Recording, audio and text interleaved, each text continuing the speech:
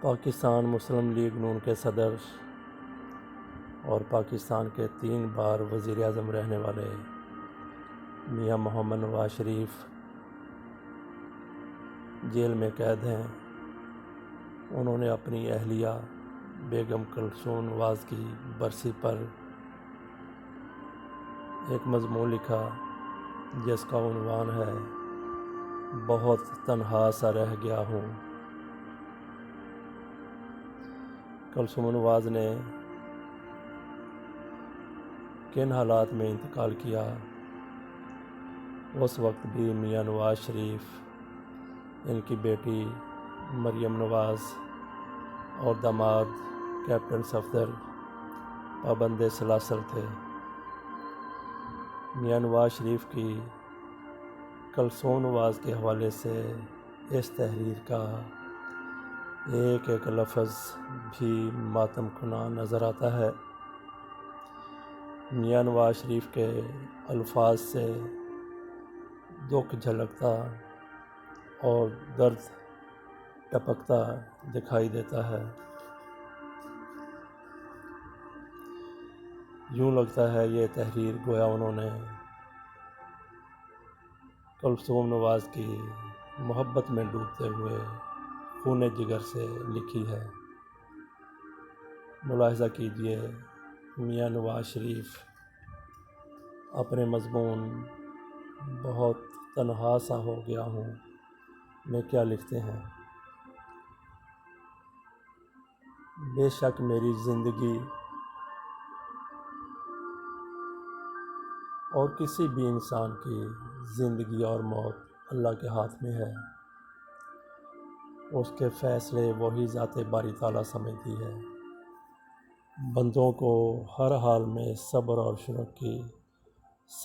شکر کی تلقین کی گئی ہے۔ کلثوم کی موت کا دکھ زندگی کی آخری سانس تک رہے گا، لیکن اللہ نے اسے بس اتنی ہی زندگی دی تھی۔ ہمارے پاس اللہ کی رضا پر صبر کرنے کے سوا کوئی چارہ نہیں ہے۔ میاں نواز شریف آگے چل کر لکھتے ہیں، میرا اب کلثوم نواز کا 47 برس کا ساتھ تھا، ساتھ بھی ایسا کہ جسے ایک دوسرے کو سمجھنے، ایک دوسرے کا خیال رکھنے اور ایک دوسرے کے جذبات کا احترام کرنے کا مثالی تعلق کہا جا سکتا ہے۔ اس سفر کے دوران اچھے دن بھی آئے، بہت مشکل اور کٹھن وقت بھی آیا۔ میں نے کلثوم کو ہمیشہ صابر، شاکر اور باہمت پایا۔ وہ بہت حوصلے اور بڑی سمجھ والی خاتون تھی۔ سیاست اس سے کبھی پسند نہیں رہی۔ 1980 کی دہائی میں جب میں پہل سیاست میں قدم رکھ رہا تھا تو بھی کلثوم کی رائے اس کے حق میں نہ تھی۔ وہ اپنی اس رائے پر ہمیشہ قائم رہی، اپنے بیٹوں کو بھی سیاست کے میدان سے دور رکھا۔ مشرف کی ڈکٹیٹرشپ کے دوران جب ہمیں جیلوں میں ڈال دیا گیا تو کلثوم نے بڑی جرأت اور بہادری سے آمریت کو للکارا اور اس کا مقابلہ کیا۔ اس نے جمہوری قوتوں کو اکٹھا کر کے ایک کامیاب تحریک کی شکل دی، یہاں تک کہ آمر کے ارادے کمزور پڑ گئے۔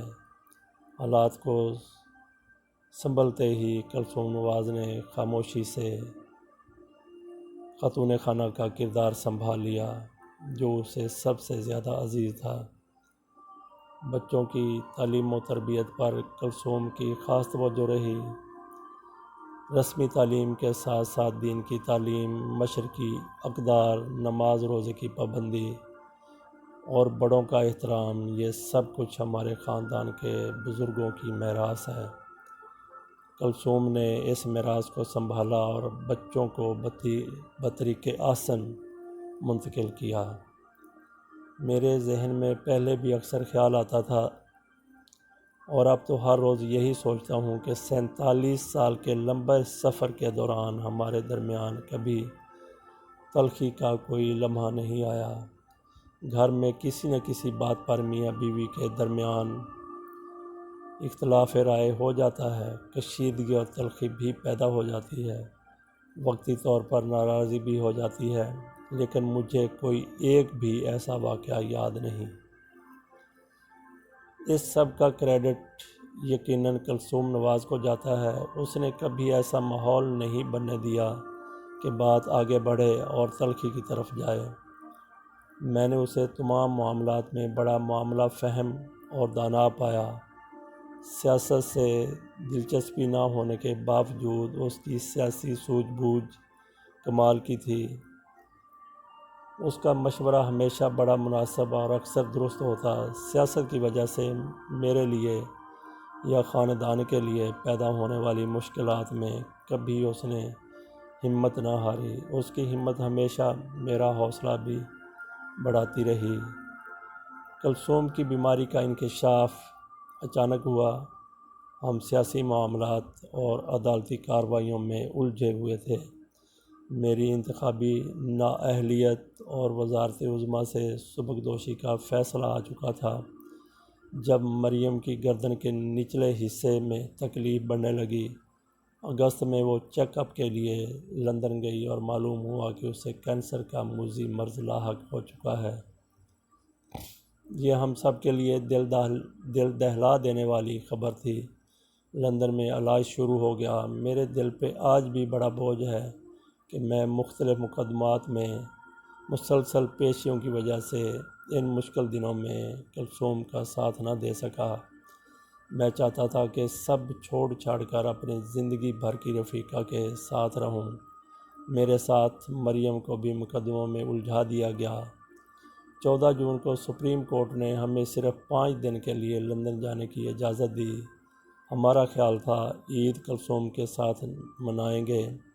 جب ہم لوگ ہیتھرو ایئرپورٹ سے نکلے تو خبر ملی کہ کلثوم پر اچانک دل کا شدید دورہ پڑا ہے، جس سے اس کے بدن کے تمام اہم اعضاء بشمول پھیپھڑوں اور گردوں نے کام چھوڑ دیا ہے۔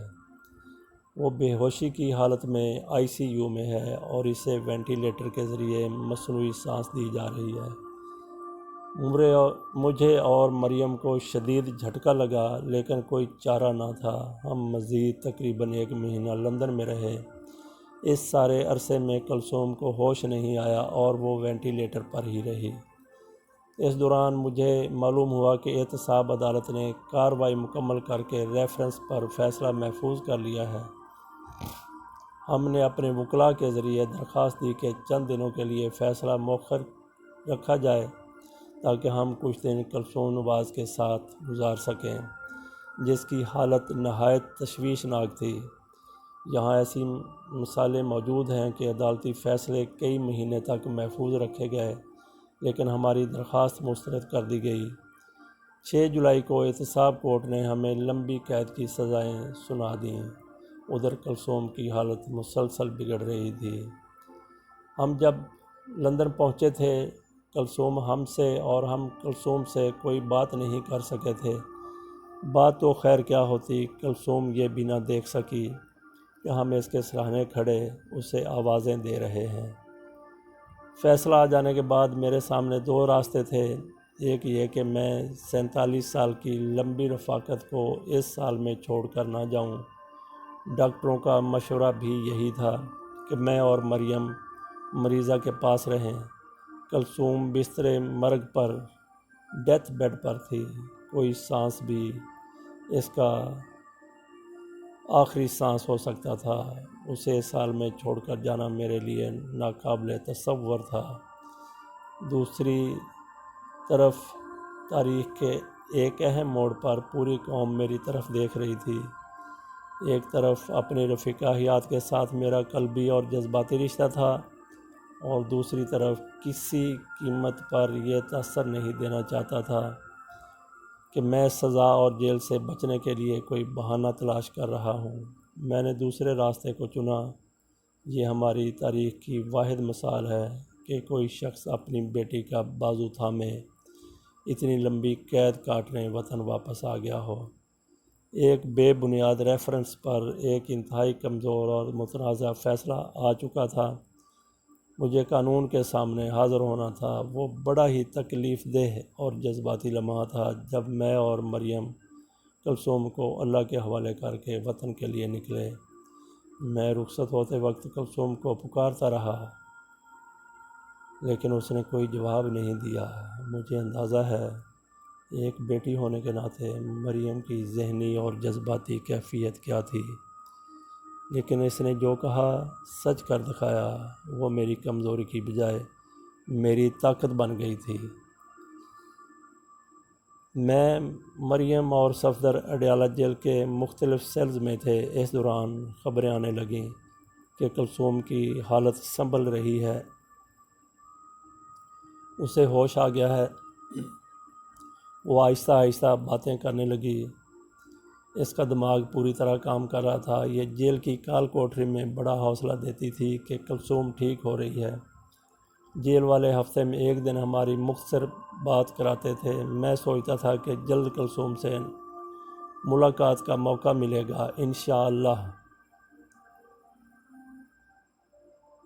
میاں نواز شریف اپنے آرٹیکل میں آگے چل کر لکھتے ہیں، انتقال سے ایک دن قبل میری اور مریم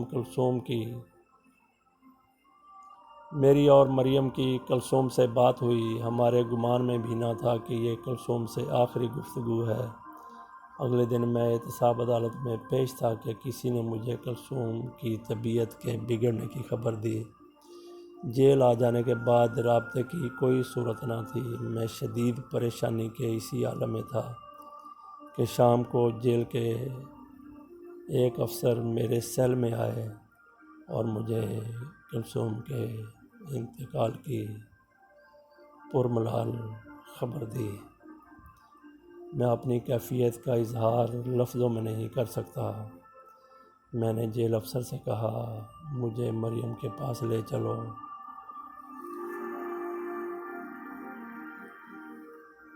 انہوں نے مہربانی کی، مجھے مریم کے سیل تک لے آئے۔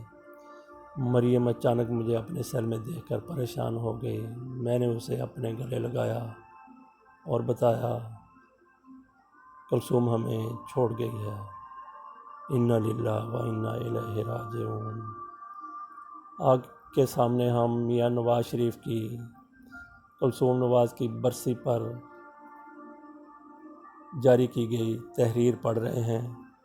میاں نواز شریف آگے چل کر لکھتے ہیں، یہ ایک قیامت تھی جو ہم پر گزر گئی۔ میں کئی سالوں پر پھیلی ہوئی بہت سی مشکلات اور مصیبتیں شاید بھول جاؤں گا، لیکن یہ گہرا زخم کبھی نہیں بھرے گا۔ میری 47 سال کی رفیقہ حیات کینسر کے موذی مرض میں مبتلا زندگی کی آخری سانسیں لے رہی تھی، اور میں اس سے ہزاروں میل دور جیل کی تنگ و تاریک کوٹڑی میں بے بسی کے عالم میں سوچ رہا تھا، پتہ نہیں کلثوم کس حال میں ہے۔ یہ تشنگی ایک آگ کی طرح میرے اندر سلگتی رہے گی کہ میں کلثوم کی زندگی کے آخری لمحات میں اس کے پاس نہ تھا۔ پاکستان کے لوگوں نے کلثوم کو بہت عزت دی۔ اس کی نماز جنازہ میں لاکھوں لوگ شریک ہوئے، گھر گھر اس کے لیے دعائیں ہوئیں۔ مجھ سے تعزیت کرنے والوں کا اب بھی سلسلہ جاری ہے۔ ان میں پاکستان کے علاوہ بیرون ملک شخصیات بھی شامل ہیں۔ میں ان کا سب کا شکر گزار ہوں۔ اللہ انہیں اس محبت اور ہمدردی کا اچھا صلہ دے۔ اللہ کلثوم نواز کو جنت الفردوس میں اعلیٰ مقام دے۔ اس کے بغیر خود کو بہت تنہا محسوس کرنے لگا ہوں، لیکن اللہ کے ہر فیصلے کے سامنے سر جھکانا پڑتا ہے۔ یہ تھی وہ تحریر جو میاں نواز شریف نے کلثوم نواز کے برسی پر لکھی، جو مختلف اخبارات کو جاری کی گئی، اور یہ وہ تاثرات بھی تھے جو مرحومہ بیگم نواز شریف پر لکھی جانے والی کتاب لبنہ ظہیر کے لیے خصوصی طور پر میاں نواز شریف نے ریکارڈ کرائے تھے۔ ناظرین، ہم نے آپ کے سامنے میاں نواز شریف کی خصوصی تحریر پیش کی۔